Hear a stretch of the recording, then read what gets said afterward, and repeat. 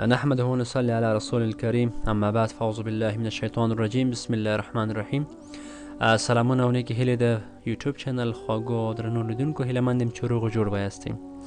د ویډیوګانو په دې لړۍ کې مې وغوښتل تر څو تاسو سره په ډېرې مهمې مسلې باندې ځینې ویډیوګانې چمتو کړم او ثبت یې کړم او تر تاسو ورسوم. هغه د لمانځه د شرطونو په اړه ده چې لکه څرنګه چې پوهیږئ لمونځ د اسلام دویمه بنا ده. د همدې څخه یې مهموالی څرګندېږي. زموږ ډېری خویندې ورونه په دې کې مشکل لري، که هغه اودس ده که لمونځ ده، په ډېرې بېباکۍ سره هغه سرته رسوي چې نه په فرایضو باندې ځان پوه کوي، نه په واجباتو، نه په سنتو. او هر کله چې په دې شیانو کې تعادل نه وسي، دې ته پاملرنه ونه وسي، هغه ده چې د لمونځ خوند هم ځي، جذابیت یې هم ځي، هغه د عبادت خوند په ټوله کې کوم چې د عبادت خوند له منځه ځي. نو څونه به ښه اوسي که چېرته موږ اودس په صحیح شکل سره وکړو، غسل په صحیح شکل سره وکړو، همدارنګه لمونځ په صحیح شکل سره وکړو، په ټولو ارکانو سره د ټولو وجایبو خیال وساتو، د فرایضو خیال وساتو، د سنتو خیال وساتو. هغه چې زموږ مونځ خوند هم پیدا کوي، الله تعالی ته د منلو د قبول وړ هم ګرځي. نو ما دا ډېره مهمه وګڼله چې دغه خلا چې ډېری ورونه او خویندې زموږ لکه د پلرونو نیکونو څخه یې زده کړي اوسي، په یو ډول نه یو ډول سره په هغې کې کموالی او زیاتوالی شته ده. تاسو به هم ډېری ورونه او خویندې لیدلي اوسي چې یا یې په اوداسه کې مشکل اوسي، لکه ارکانو واجباتو شروط یې نه وي ورته زده، یا به په لمانځه کې مشکل ولري، یا هم د لمانځه په الفاظو کې مشکل لري، یا هم د لمانځه په معنا کې مشکل لري. نو ما غوښتل چې په دغه لړۍ کې دغه مشکل رفع شي، خاصا د هغه ملګرو لپاره چې هغوی کتاب نشي مطالعه کولی یا یې نشي لوستلی. دغه یاد کتاب چې ده البته د شروط صلات ژباړه ده، خو په روانه پښتو ژبه سره ده. که چېرې تاسو هم شروط صلات چې لیکوال شیخ عبدالقادر کاکړي ده لوستلی مو اوسي، هغه ټکی په ټکی معنا شوی دی او څه ستونزمنه ده. ما هم کله چې هغه په مدرسه کې لوسته نو ډېره ستونزمنه وه چې زه د هغې څخه مطلب واخلم یا هم ځان پې پوه کړم. نو غوره مې وګڼله چې دغه کتاب چې شروط صلات ده ډېر ښه او جامع کتاب ده، خو البته عربي ژبه ده او بیا بېرته یې پښتو باندې پوهېدل لږ ستونزمن دي. نو د ځینو ملګرو په مرسته سره ما کوشش وکړ چې دا په یو روانه پښتو ژبه سره ولیکم. هسې د په بازار کې د لمانځه لپاره او د اوداسه لپاره د نماز کامل په نامه کتابونه ډېر شته دي، خو دا کتاب کټ مټ شروط صلات غوندې ده، بلکې په پښتو روانه ژبه سره. په دې کې بیا د ما چې کوم شی اضافه کړي د لمانځه ټکي په ټکي معنا ده او د 40 متنونه یې دعاګانې دي چې دا به هم موږ په دې لړۍ کې انشاءالله سره وایو. د کتاب لړلیک ته راځو. د کتاب په لړلیک کې ما ټول موضوعات راخیستي دي چې انشاءالله دغه لړۍ کې تاسو تعقیب کړئ، ډېره به درته مفیده وي. او یوه هیله مې در څخه دا ده چې کوشش وکړئ د کورنۍ نورو غړو ته هم دغه ورسوئ. دا به مو هم صدقې جاریه درته، هم به مو یو مسؤلیت ادا کړی اوسي د یو مسلمان په حیث، ځکه هغه څه چې موږ زده کوو باید نورو ته یې ورسوو.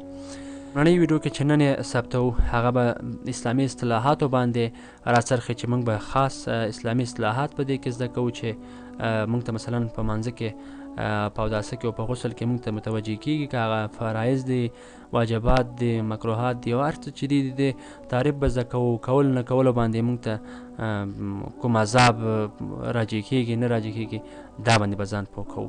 بیا به همداسې ورو ورو انشاءالله ورځو نورو موضوعاتو ته. ټول موضوعات به په دې درسونو کې انشاءالله دې لړۍ کې به یې رانغاړو. دا کتاب تقریبا 25 صفحې ده او کوشش به وکړو تر څو په 5 له 6 ویډیوګانو کې دا کتاب په ویډیویي شکل چمتو کړو. او دغه کتاب به زه په ډسکریپشن کې هم تاسو ته په پی ډي اف بڼه سره لینک به یې درته درکړم. نو انشاءالله تاسو کولی شئ ځان ته یې ډاونلوډ کړئ او خپل کور کې د ځان سره په موبایل او کمپیوټر کې هم مطالعه کړئ. نو خبرې به رالنډې کړم ځکه چې هغه ویډیو یا هم هغه لیکنې چې اوږدې شي نو په ځینو ملګرو باندې غمیږي. نو راځو لومړی شروع کوو په تعریفاتو باندې چې څه څه موږ ته مثلا په دې کې مهم دي او چې باید زده مو اوسي. مخکې له دې چې په دې ویلو پیل وکړم غواړم یو شی درته یادوري وکړم چې په دې کتاب کې چې هره موضوع ده زه مازې هغه تاسو ته لولم تر څو تاسو یې د اواز په شکل زده کړئ. بیا هم که ډېرو اصطلاحاتو ته یا په کوم ځای کې ستونزه لرئ نو زه د واتساپ شمېره هم اچوم. تاسو هره ستونزه او مشکل چې لرئ پوښتنې مو ماته راولېږئ انشاءالله زه یا هم نور ملګري مولوي صاحبان به هغه تاسو ته جواب کړي. نو راځو لومړی رسول چا ته ویل کیږي؟ رسول هغه چا ته ویل کیږي چې الله تعالی د یو نوي کتاب او شریعت سره رالیږلی وي. نبی چا ته ویل کیږي؟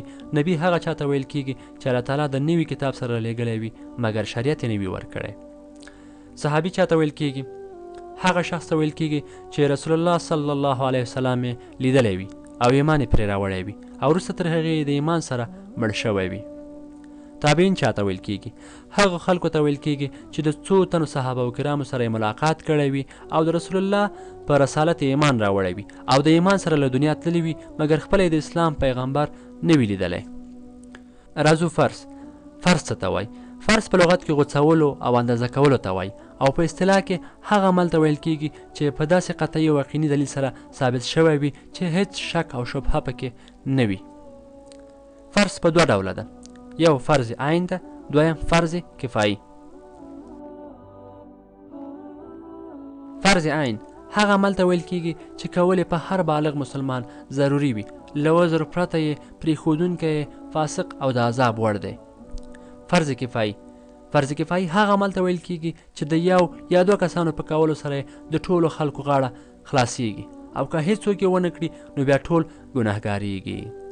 د فرض حکم په کولو سره ثواب دی او بې له عذره ترک کول او پرېښودل عذاب دی او منکر کافر ګڼل کیږي، لکه 5 وخته لمونځ، روژه، زکات او داسې نور. راځو واجب ته. واجب په لغت کې لازم، پټ شوي او غورځېدلي ته وایي او په اصطلاح کې واجب هغه عمل ته ویل کیږي چې په داسې دلیل سره ثابت وي چې په هغې کې یو څه شک او شبهه وي. د واجب حکم د واجب په کولو سره ثواب دی او په نه کولو یې عذاب دی، خو منکر یې کافر نه بلل کیږي، لکه د وترو او دواړو اخترونو لمونځونه. سنت په لغت کې لارې او عادت ته وایي او په اصطلاح کې هغه عمل ته ویل کیږي چې رسول الله صلی الله علیه وسلم د تل لپاره کړی وي مګر یو یا دوه ځلې یې د واجب ګرځېدلو په خاطر پرې ایښی وي. سنت په دوه ډوله ده، یو غیر موقت سنت ده، دوهم موقت سنت ده. راځو موقت سنت کوم سنت ته وایي؟ هغه عمل ته وایي چې رسول الله صلی الله علیه وسلم د تل لپاره کړی وي، لکه سنت لمونځونه، اذان، اقامت او داسې نور. دویم غیر موقت سنت ده، هغه عمل ته وایي چې رسول الله صلی الله علیه وسلم کړی وي مګر تل یې نه وي ادا کړی، لکه د اشراق، اوابین، لمونځونه او داسې نور. راځو مستحب ده. مستحب هغه عمل ته ویل کیږي چې په لمانځه کې خوښ بلل شوی وي او د خشوع خضوع سبب ګرځي، لکه نافلې لمونځونه او صدقې ورکول. د مستحب حکم څه شی ده؟ په کولو یې ثواب او په نه کولو یې عذاب نشته. مباح کوم عمل ده؟ مباح په لغت کې جایز او روا ته وایي او په اصطلاح کې هغه عمل ته ویل کیږي چې په کولو او نه کولو یې نه ثواب وي او نه عذاب، لکه ښکار کول، په لاره تګ او داسې نور. حرام کوم عمل ده؟ حرام په لغت کې ناروا کېدو او منع کېدو ته وایي او په اصطلاح کې هغه عمل ته ویل کیږي چې پرېښودل یې په قطعي دلیل سره ثابت وي، لکه قتل کول، زنا، غلا او داسې نور اعمال. د حرامو حکم څه شی ده؟ پرېښودل یې په هر مسلمان لازم او منکر کافر ګڼل کیږي. مفسد کوم عمل ته ویل کیږي؟ مفسد په لغت کې تباه کوونکي او وران کوونکي ته ویل کیږي او په اصطلاح کې هغه عمل ته ویل کیږي چې یو روا عمل ماتونکی اوسي، لکه په لمانځه کې خندل یا هم خوب کول چې هغې سره اودس ماتیږي. د مفسدو حکم څه شی ده؟ قصدن کول عذاب لري او که په سهو سره وشي بیا عذاب نشته. مکروه کوم عمل ته ویل کیږي؟ مکروه په لغت کې ناخوښ ته ویل کیږي او په اصطلاح کې هغه عمل ته وایي چې په ځینې دلیل سره ثابت شوی وي. مکروه په دوه ډوله ده، تحریمي مکروه، تنزیهي مکروه.